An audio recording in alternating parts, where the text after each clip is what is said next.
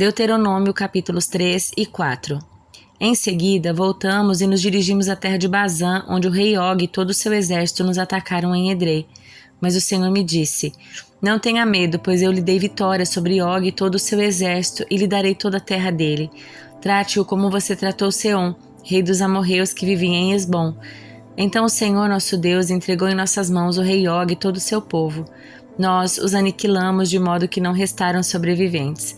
Conquistamos todas as 60 cidades deles e a região inteira de Argob no reino de Bazã. Não deixamos de tomar uma cidade sequer. Eram todas fortificadas, com muralhas altas e portões com trancas. Na mesma ocasião também conquistamos muitos outros povoados sem muros. Destruímos completamente o reino de Og, como havíamos destruído Seom, rei de Esbom. Exterminamos todo o povo das cidades que conquistamos, tanto homens como mulheres e crianças. Ficamos, porém, com todos os animais e levamos os despojos das cidades. Assim, tomamos o território dos 2 reis amorreus a leste do rio Jordão, desde o vale de Arnon até o monte Hermon. Os sidônios chamam o monte Hermon de Sirion, enquanto os amorreus o chamam de Senir. A essa altura, havíamos conquistado todas as cidades do Planalto e todo o território de Gileade e Bazã, até as cidades de Salcã e Edrei, que faziam parte do reino de Og em Bazã. O rei Og de Bazã foi o último sobrevivente dos Refaíns. Sua cama era feita de ferro e media mais de 4 metros de comprimento e quase 2 metros de largura. Ainda hoje é possível vê-la na cidade amonita de Rabá. Quando tomamos posse da terra, dei às tribos de Ruben e Gade o território para além de Aroer ao longo do vale de Arnon, e também metade do território de Gileade com suas cidades. Depois entreguei o restante de Gileade, toda a Bazã, o antigo reino de Og, a meia tribo de Manassés. Toda essa região de Argob em Bazã era conhecida como a terra dos Refaíns. Jair, um dos descendentes da tribo de Manassés, conquistou toda a região de Argob em Bazã até a fronteira com os Jesuritas e Macatitas. Jair deu à região o seu próprio nome, cidade de Jair, pela qual ela é conhecida até hoje. Dei Gileade ao clã de Maquir, mas também dei parte de Gileade às tribos de Ruben e Gade. A região que lhes entreguei se estende desde a metade do vale de Armon ao sul até o rio Jaboque na fronteira amonita. Eles também receberam o vale do Jordão, desde o mar da Galileia até o Mar Morto, tendo o Jordão como limite a oeste e a leste as encostas do monte Pisga. Naquela ocasião, dei a seguinte ordem às tribos que habitavam a leste do Jordão. Embora o Senhor seu Deus lhes tenha dado esta terra como propriedade, todos os seus homens aptos à guerra devem atravessar o Jordão à frente dos seus parentes israelitas, armados e prontos para ajudá-los. Suas esposas, filhos e rebanhos numerosos ficarão nas cidades que já lhes dei. Quando o Senhor tiver dado segurança aos demais israelitas, como deu a vocês, e quando eles tiverem tomado posse da terra que o Senhor, seu Deus, lhes dá do outro lado do Jordão, então vocês poderão voltar para esta terra que lhes dei. Naquela ocasião, dei a Josué a seguinte ordem: Você viu com os próprios olhos tudo que o Senhor seu Deus fez a esses 2 reis. Ele fará o mesmo a todos os reinos do lado oeste do Jordão. Não tenham medo dessas nações, pois o Senhor seu Deus lutará por vocês. Também naquela ocasião supliquei ao Senhor: Ó Senhor soberano, tu apenas começaste a mostrar a este teu servo a tua grandeza e a tua força. Existe algum Deus no céu ou na terra capaz de realizar obras tão grandiosas e poderosas como a que tu realizas? Por favor, peço que me deixes atravessar o Jordão para ver a boa terra do outro lado do rio, a bela região montanhosa e o Líbano. Mas o Senhor está virado comigo por causa de vocês e não me atendeu. Basta, declarou ele, não toque mais nesse assunto. Suba ao topo do monte Pisga e contemple a terra em todas as direções. Olhe bem, pois você não atravessará o Jordão. Encarregue Josué desta tarefa, encoraje-o e fortaleça-o, pois ele conduzirá o povo para o outro lado do Jordão. Ele lhes dará como herança toda a terra que você está vendo. Assim ficamos no vale junto a Bet-peor. Agora, Israel, ouça com atenção esses decretos e estatutos que lhes ensinarei. Cumpram-nos para que vocês vivam, entrem na terra que o Senhor Deus, o Deus dos seus antepassados, lhes dá e tomem posse dela. Não acrescentem coisa alguma às ordens que eu lhes dou, nem tirem coisa alguma delas. Simplesmente obedeçam aos mandamentos do Senhor seu Deus que eu lhes dou. Vocês viram com os próprios olhos o que o Senhor fez no incidente em Baal-peor. Ali o Senhor seu Deus destruiu todos aqueles que adoraram Baal, o Deus de Peor. Mas vocês, que foram fiéis ao Senhor, seu Deus, estão hoje todos vivos. Vejam, agora eu lhes ensino estes decretos e estatutos conforme me ordenou o Senhor, meu Deus, para que vocês os cumpram na terra em que estão prestes a entrar para tomar posse dela. Obedeçam-lhe por completo, e assim demonstrarão sabedoria e inteligência às nações vizinhas. Quando elas ouvirem estes decretos, exclamarão: como é sábio e prudente o povo dessa grande nação! Pois que grande nação tem um Deus tão próximo de si como o Senhor nosso Deus está próximo de nós sempre que o invocamos? E que grande nação tem decretos e estatutos tão justos quanto este conjunto de leis que hoje lhes dou? Fiquem muito atentos. Cuidem para que não se esqueçam daquilo que viram com os próprios olhos. Não deixem que essas lembranças se apaguem da sua memória enquanto viverem. Passem-nas adiante a seus filhos e netos. Nunca se esqueçam do dia em que estiveram diante do Senhor, seu Deus, no Monte Sinai, onde o Senhor me disse: convoque o povo para que se apresente diante de mim, e eu os instruirei pessoalmente. Eles aprenderão a me temer enquanto viverem e ensinarão seus filhos a também me temer. Vocês se aproximaram e ficaram ao pé do monte, enquanto o monte ardia em chamas que subiam até o céu. Ao mesmo tempo, o monte foi envolvido por nuvens negras e densa escuridão. Então o Senhor lhes falou por meio do fogo. Vocês ouviram o som das suas palavras, mas não viram sua forma. Havia apenas uma voz. Ele proclamou sua aliança, os 10 mandamentos. Gravou-os em 2 tábuas de pedra e ordenou que os cumprissem. Foi naquela ocasião que o Senhor me ordenou que lhes ensinasse seus decretos e estatutos, para que vocês o cumprissem na terra em que estão prestes a entrar para tomar posse dela. Tenham muito cuidado. No dia em que o Senhor lhes falou do meio do fogo no Monte Sinai, vocês não viram forma alguma. Portanto, não se corrompam fazendo ídolos de qualquer forma, seja de homem, de mulher, de animal terrestre, de ave no céu, de animal que rasteja pelo chão, ou de peixe das profundezas do mar. E quando olharem para o céu e virem o sol, a lua e as estrelas, todo o exército do céu, não caiam na tentação de prostrar-se diante deles e adorá-los. O Senhor seu Deus os deu a todos os povos da terra. Lembrem-se de que o Senhor os libertou do Egito, uma fornalha de fundir ferro para torná-lo seu povo e propriedade especial, como hoje se vê. E, no entanto, o Senhor se irou contra mim por causa de vocês. Jurou que eu não atravessaria o rio Jordão para entrar em boa terra que o Senhor seu Deus lhe dá como propriedade. Vocês atravessarão o Jordão, tomarão posse dessa boa terra, mas eu não. Morrerei aqui deste lado do rio. Portanto, tenham cuidado para não se esquecerem da aliança que o Senhor seu Deus fez com vocês. Não façam ídolos de qualquer aparência ou forma, pois o Senhor seu Deus proibiu isso. O Senhor seu Deus é fogo devorador, é Deus zeloso. No futuro, quando vocês tiverem filhos e netos e já estiverem habitando na terra há muito tempo, não se corrompam fazendo ídolos de qualquer forma. Isso é mau aos olhos do Senhor seu Deus e provocará a sua ira. Hoje apelo para o céu e para a terra como testemunhas contra vocês. Se quebrarem a aliança, desaparecerão rapidamente da terra da qual tomarão posse depois de atravessar o Jordão. Habitarão ali por pouco tempo e depois serão totalmente destruídos. O Senhor os dispersará entre as nações, onde apenas alguns de vocês sobreviverão. Lá em terra estrangeira adorarão deuses de madeira e pedra, feitos por mãos humanas, deuses que não podem ver, nem ouvir, nem comer, nem cheirar. De lá, porém, vocês buscarão o Senhor seu Deus outra vez. E se o buscarem de todo o coração, de toda a alma, o encontrarão. No futuro distante, quando estiverem sofrendo todas essas coisas, finalmente voltarão para o Senhor seu Deus e ouvirão o que ele lhes diz. Pois o Senhor seu Deus é Deus misericordioso. Não os abandonará, nem os destruirá, nem se esquecerá da aliança solene que fez com seus antepassados. Investiguem toda a história desde o dia em que Deus criou os seres humanos sobre a terra até agora e procurem desde uma extremidade do céu até a outra. Alguma vez se viu ou ouviu coisa tão grandiosa como esta? Algum outro povo ouviu a voz de Deus falar do meio do fogo como vocês ouviram e sobreviveu? Algum outro Deus já tentou tirar uma nação do meio de outra nação e tomá-la para si com provas, sinais, maravilhas, guerra, mão forte, braço poderoso e atos temíveis? E, no entanto, foi isso que o Senhor seu Deus fez por vocês no Egito, bem diante dos seus olhos. Ele lhes mostrou todas essas coisas para que vocês soubessem que o Senhor é Deus e não há outro além dele. Permitiu que vocês ouvissem sua voz que vinha do céu para instruí-los. Permitiu que vissem seu grande fogo na terra para falar-lhes do meio dele. Porque amou seus antepassados, ele escolheu abençoar vocês, os descendentes, e ele mesmo os tirou do Egito com grande poder. Ele expulsou as nações muito maiores e mais poderosas que vocês para estabelecê-los na terra delas e entregá-las a vocês como herança, como se vê hoje.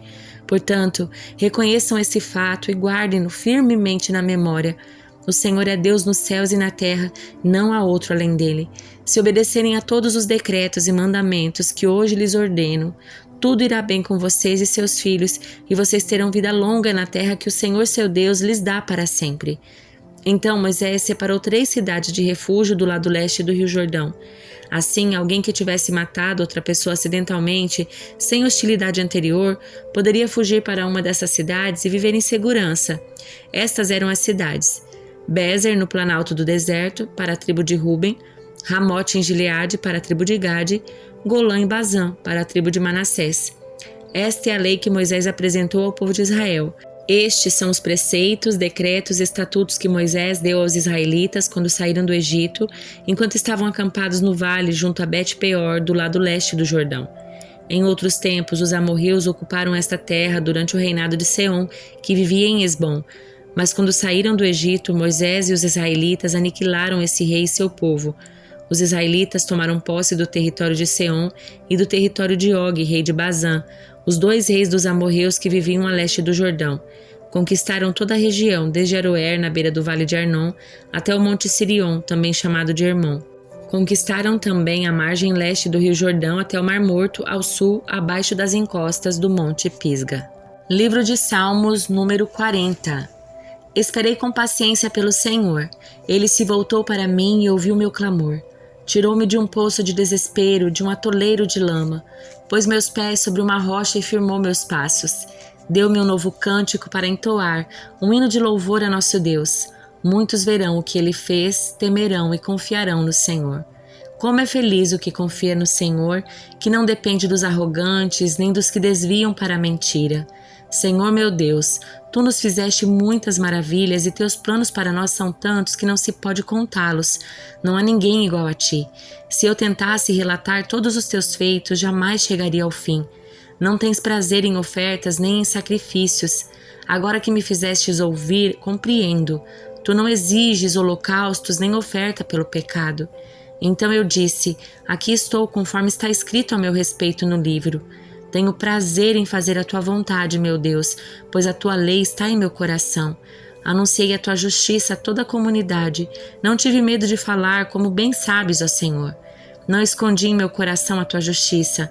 Falei da tua fidelidade, da tua salvação. Proclamei a toda a comunidade o teu amor e a tua verdade.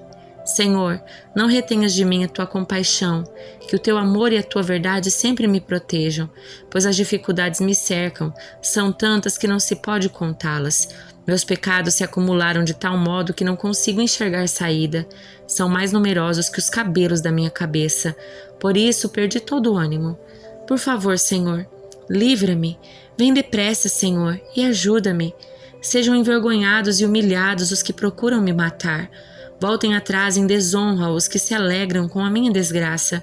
Recuem horrorizados com a própria vergonha, pois disseram: ah, agora o pegamos. Alegrem-se e exultem, porém, todos os que te buscam. Todos os que amam a tua salvação digam sempre: grande é o Senhor.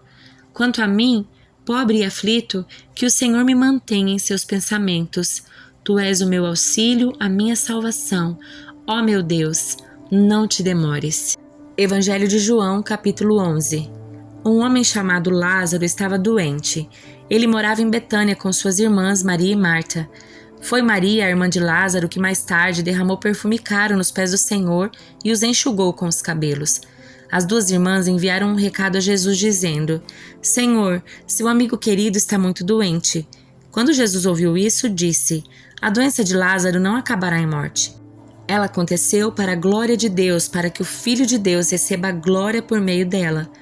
Jesus amava Marta, Maria e Lázaro. Ouvindo, portanto, que Lázaro estava doente, ficou mais 2 dias onde estava. Depois disse a seus discípulos: vamos voltar para a Judeia. Os discípulos se opuseram, dizendo: Rabi, apenas alguns dias atrás o povo da Judeia tentou apedrejá-lo. Ainda assim o Senhor vai voltar para lá? Jesus respondeu: há 12 horas de claridade todos os dias. Durante o dia, as pessoas podem andar com segurança, conseguem enxergar, pois têm a luz deste mundo. À noite, porém, correm o risco de tropeçar, pois não há luz. E acrescentou: nosso amigo Lázaro adormeceu, mas agora vou despertá-lo. Os discípulos disseram: Senhor, se ele dorme é porque logo vai melhorar. Pensavam que Jesus falava apenas do repouso do sono, mas ele se referia à morte de Lázaro. Então ele disse claramente: Lázaro está morto, e por causa de vocês eu me alegro por não ter estado lá, pois agora vocês vão crer de fato. Venham, vamos até ele. Tomé, apelidado de Gêmeo, disse aos outros discípulos: Vamos até lá também para morrer com Jesus. Quando Jesus chegou a Betânia, disseram-lhe que Lázaro estava no túmulo havia 4 dias. Betânia ficava a cerca de 3 quilômetros de Jerusalém. Muitos moradores da região tinham vindo consolar Marta e Maria pela perda do irmão. Quando Marta soube que Jesus estava chegando, foi ao seu encontro. Maria, porém, ficou em casa. Marta disse a Jesus: Se o Senhor estivesse aqui, meu irmão não teria morrido. Mas sei que mesmo agora Deus lhe dará tudo o que pedir.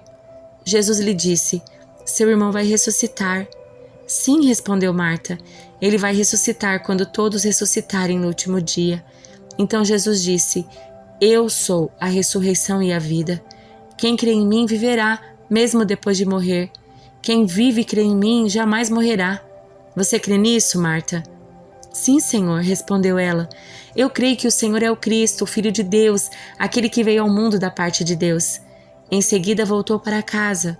Chamou Maria à parte e disse: O mestre está aqui e quer ver você. Maria se levantou de imediato e foi até ele. Jesus tinha ficado fora do povoado, no lugar onde Marta havia se encontrado com ele. Quando as pessoas que estavam na casa viram Maria sair apressadamente, imaginaram que ela ia ao túmulo de Lázaro chorar e a seguiram.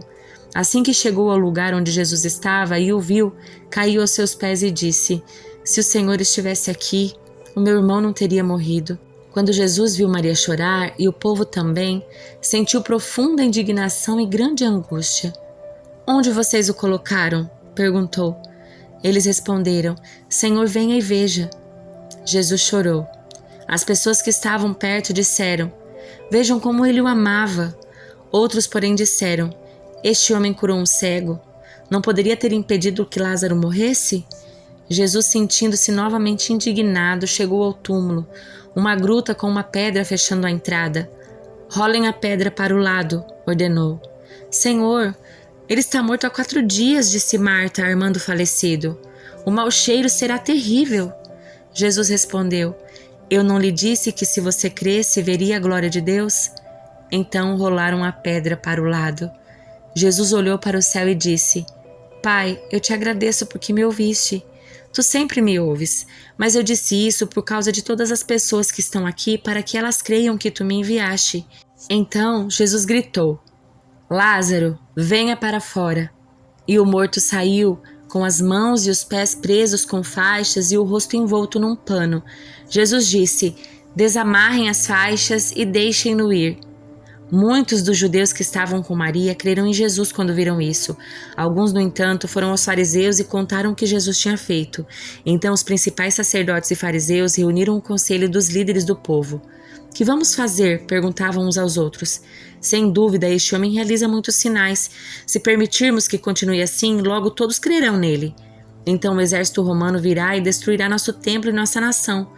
Caifás, o sumo sacerdote, naquele ano disse: Vocês não sabem o que estão dizendo. Não percebem que é melhor para vocês que um homem morra pelo povo em vez de a nação inteira ser destruída?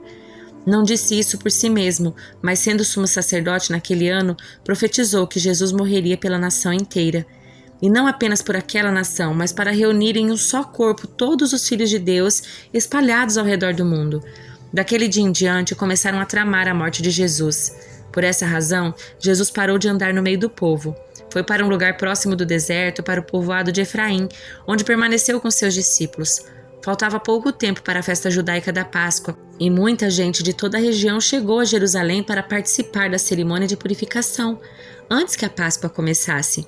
Continuavam procurando Jesus e, estando eles no templo, perguntavam uns aos outros: O que vocês acham? Será que ele virá para a Páscoa? Enquanto isto, os principais sacerdotes e fariseus deram ordem para que, se alguém soubesse onde Jesus estava, o denunciasse de imediato, a fim de que o prendessem.